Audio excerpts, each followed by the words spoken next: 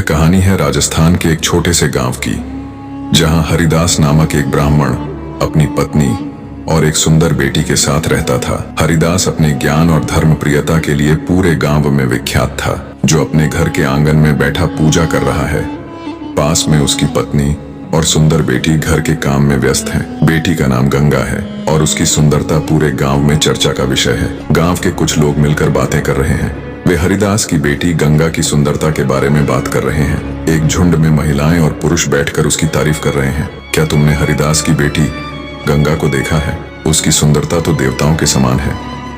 हाँ, सच कहा तुमने। उसकी सुंदरता ऐसी है कि कोई भी राजकुमार उसे अपनी रानी बनाने का सपना देखेगा। गंगा की सुंदरता की चर्चा धीरे धीरे पूरे राज्य में फैल गई थी। हर कोई उसकी एक झलक पाने के लिए उत्सुक था। लेकिन गंगा एक साधारण लड़की थी, जिसे अपने माता पिता की सेवा करना और भगवान की भक्ति में अपना समय बिताना पसंद था। राजकुमार विजय, जो अपने साहस और वीरता के लिए प्रसिद्ध था, उसने भी गंगा की सुंदरता की कहानियां सुनी।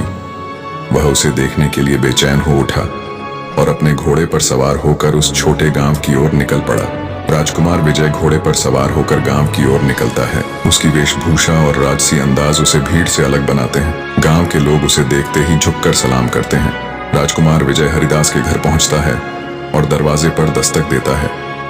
हरिदास उनका स्वागत करता है और अंदर आने का निमंत्रण देता है। गंगा पीछे से आती है और राजकुमार पहली बार उसे देखता है। गंगा सिर झुकाए हुए राजकुमार के सामने आती है।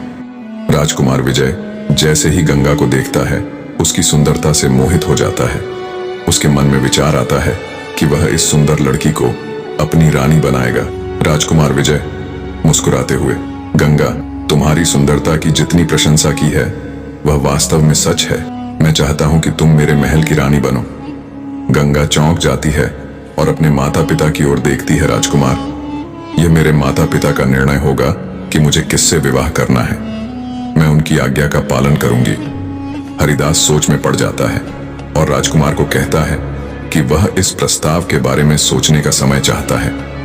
राजकुमार सहर्ष मान जाता है और महल लौट जाता है। हरिदास अपने घर की गरीबी और राजकुमार के महल के वैभव के बीच उलझ जाता है। उसे चिंता होती है कि क्या गंगा राजमहल की शान और शौकत में खुश रहेगी। हरिदास सोचते हुए, क्या राजकुमार वाकई गंगा को खुश रख सकेगा? उसे सच्चे प्रेम की तलाश है, न कि महल की चमक धमक की। रात का समय, गंगा अपने कमरे में सो रही है। उसे एक दिव्य स्वप्न आता है जिसमें एक देवता प्रकट होते हैं। गंगा, तुम्हारे जीवन की परीक्षा शुरू हो चुकी है। राजकुमार का प्रस्ताव तुम्हारे भाग्य का हिस्सा है, लेकिन सच्चा सुख सच्चे प्रेम और आदर में ही मिलेगा। यह निर्णय तुम्हारे और तुम्हारे पिता के हाथ में है।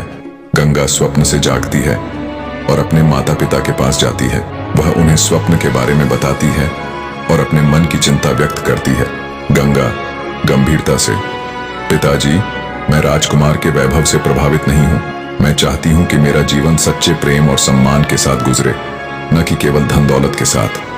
जहाँ राजकुमार विजय गंगा के बारे में सोचते हुए चिंतित हैं, वह अपने गुरु के पास जाता है और उनसे सलाह लेता है। गुरुजी, गंभीर स्वर में, राजकुमार, सच्चा प्रेम वह होता है जो आत्मा को शांति दे। गंगा का दिल जीतने के लिए तुम्हें उसकी इच्छाओं का सम्मान करना होगा, न कि केवल अपने अधिकारों का। राजकुमार विजय सोचते हुए, मैं उसे उसकी इच्छा के विरुद्ध कुछ नहीं करना चाहता। मैं उसकी खुशी के लिए किसी भी बलिदान के लिए तैयार हूँ। राजकुमार एक बार फिर हरिदास के घर जाता है, इस बार विनम्रता और सच्चाई के साथ। राजकुमार विजय नम्र स्वर में, गंगा, मैं तुम्हारे साथ जीवन बिताना चाहता हूँ, लेकिन यह निर्णय तुम्हारा होगा। मैं तुम्हारी इच्छा का सम्मान करूंगा। गंगा अपने पिता की ओर देखती है और फिर मुस्कुराकर राजकुमार से कहती है। गंगा मुस्कुराते हुए, राजकुमार, आपका सच्चा प्रेम और सम्मान देखकर मैं आपकी रानी बनने के लिए तैयार हूँ। गांव में धूमधाम से विवाह का आयोजन होता है। पूरे गांव के लोग रंग बिरंगे कपड़ों में सजकर शामिल होते हैं। गंगा और राजकुमार विजय का विवाह रजवाड़ी परंपराओं के अनुसार धूमधाम से संपन्न होता है और इस प्रकार गंगा और राजकुमार का विवाह हो गया। गंगा को वह सच्चा प्रेम और सम्मान मिला जिसकी उसे तलाश थी, और राजा विजय ने दिखाया कि सच्चा राजा वही होता है जो अपनी रानी की इच्छाओं का सम्मान करता है।